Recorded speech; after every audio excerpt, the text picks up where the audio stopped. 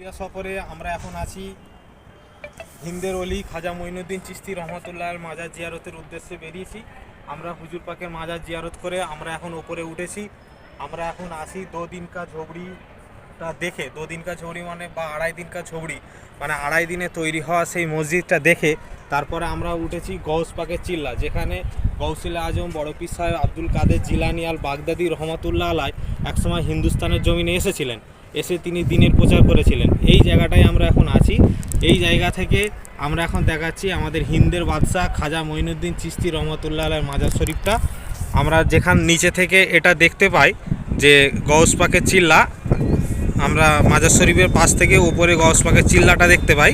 এখন আমরা গৌস পাকের চিল্লা থেকে আমাদের হিন্দের বাদশাহ খাজা মঈনুদ্দিন চিশতি রহমতুল্লাহ আলাইহির মাজার শরীফটা দেখাচ্ছি।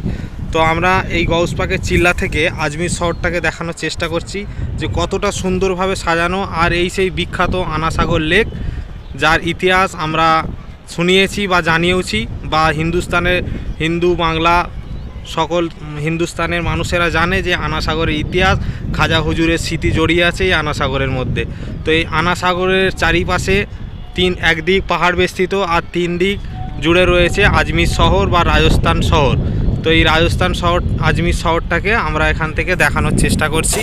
আমরা এখন বেরিয়েছি তারাগড় পাহাড়ের উদ্দেশ্যে। এটা তারাগড় পাহাড়, আমরা এই তারাগড় পাহাড়ে উঠব। এখন আছি আমরা গৌস পাকের চিল্লা। এখানে বাগদাদ শরীফ থেকে এসেছিলেন গৌসুল আজম বড় পীর সাহেব আব্দুল কাদের জিলানী আল বাগদাদি রহমতুল্লাহ আলাই। তিনি এসে এই জায়গাটায় আস্তানা গড়েছিলেন। এই জায়গাটাকে আমরা বলি গৌস পাকের চিল্লা। আর একটা কথা বলে রাখি, এই গৌস পাকের চিল্লা আজমির শরীফে এখানে আছে গৌস পাকের পৌত্র মানে ছেলের মাজার। ওনার নামটা এখনও আমরা জানতে পারি না, তবে মাজার শরীফটা জিয়ারত করে আমরা আস্তে আস্তে উপরের দিক করে উঠে যাচ্ছি। আমরা যাচ্ছি এখন তারাগড় পাহাড়ে। তারাগড়ের সৈয়দ মিরাজ শাহ রহমাতুল্লাহ আলাই এর মাজার শরীফ জিয়ারতের উদ্দেশ্যে। এটা তারাগড় পাহাড়। তারাগড় পাহাড়ে আরও কিছু স্মৃতি আছে, আরও কিছু দেখার বিষয় আছে, আমরা জানাবো।